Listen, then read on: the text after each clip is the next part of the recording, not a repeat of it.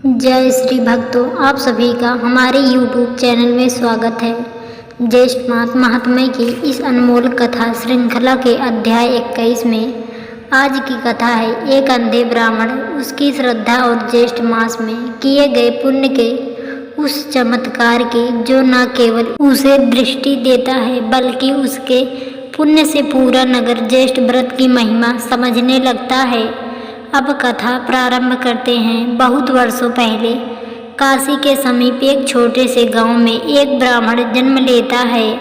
नाम था दयानिधि। जन्म से ही उसकी आंखों की ज्योति नहीं थी, दृष्टिहीन था, लेकिन मन और आत्मा से जागृत। माता पिता वृद्धा थे और निर्धन, घर में भोजन के भी लाले थे। पर दयानिधि के जीवन में एक अनोखी बात थी। वह वेदों को सुनकर कंठस्थ करता था।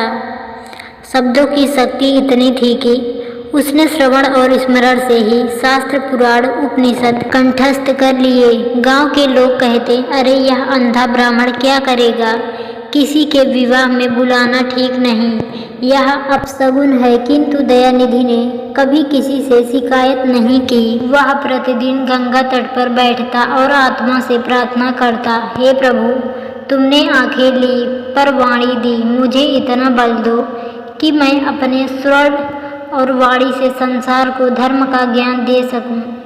एक दिन एक वृद्धा संत गांव में आए। वे बोले, ज्येष्ठ मास आया है, यह महापुण्यों का समुद्र है। विशेषकर शुक्ल पक्ष की द्विदशी, पूर्णिमा, अमावस्या और प्रत्येक एकादशी यदि कोई अंधा, निर्धन या रोगी भी श्रद्धा से इसमें व्रत करे तो उसे दिव्य दृष्टि, स्वर्ग और जीवन सुधार तीनों की प्राप्ति होती है। दयानिधि ने यह सुना और मन में संकल्प लिया, मैं ज्येष्ठ मास के सभी व्रत करूंगा। यद्यपि मैं देख नहीं सकता, परंतु मेरी आत्मा का दीपक प्रज्वलित है।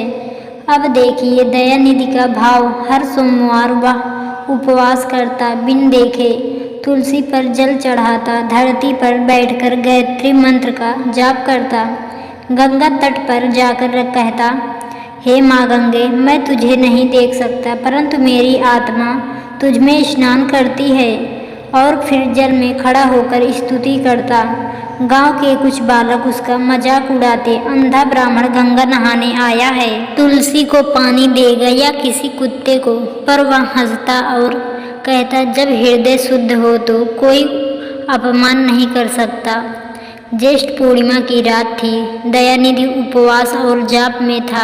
आधी रात बीत चुकी थी। तभी अचानक आकाश से प्रकाश प्रकट हुआ, वायु मंद हो चली और सुगंधित पुष्पों की वर्षा होने लगी। दयानिधि की बंद आंखों में एक ऊर्जा का संचार हुआ। एक दिव्य पुरुष प्रकट हुए, भगवान नारायण।